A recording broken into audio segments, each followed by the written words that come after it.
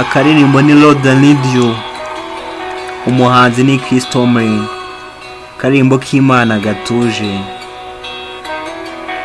Tomlin aragira ati, mwami wanjye ndaje ndatuye, kuba uri niko kuruhuka kwanjye, iyo tutari kumwe numva ntandukanye bikambera impamvu yo kugwa. Ni wowe wenyine uyobora umutima wanjye. Tomlin, mwami wanjye ndagukeneye, ni ukuri ndagukeneye, buri saha ndagukeneye, wowe murinzi wanjye umwe rukumbi, wowe gukiranuka kwanjye, Mana yanjye ni gutyo ngukeneye.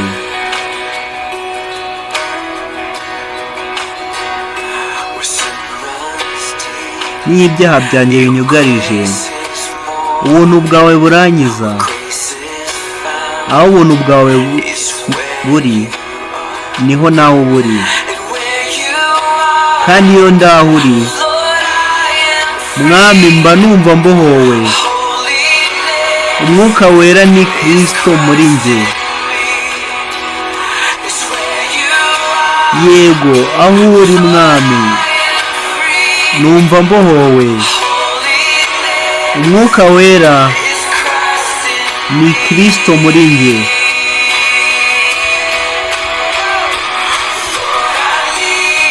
mwami ndagukeneye, ni ukuri ndagukeneye, buri saha ndagukeneye, wowe mwunganizi wanjye umwe rukumbi, wowe gukiranuka kwanjye, Mana ni gutyo ngukeneye. Tomlin, nyigisha rero indirimbo yo kukubahisha no kukurata, iyo ibishuko bize mu nzira yanjye, niyo ntashoboye kwihanganira ibigeragezo, Yesu nza kuri wowe.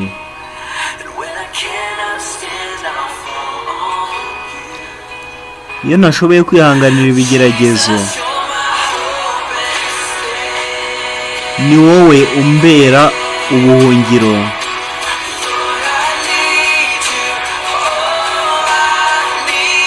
Mwami ndagukeneye, ndagukeneye, buri saha ndagukeneye, ni wowe mwunganizi wanjye umwe rukumbi, ni wowe gukiranuka kwanjye, Mana ndagukeneye. Tomlin akomeza kubwira, mwami ndagukeneye, ndagukeneye, buri saha ndagukeneye, wowe mwunganizi wanjye umwe rukumbi, wowe gukiranuka kwanjye, Mana uko niko ngukeneye. Tomlin akubwira ati, Lord I Need You, wowe mwunganizi wanjye, ni wowe gukiranuka kwanjye, Mana ndagukeneye.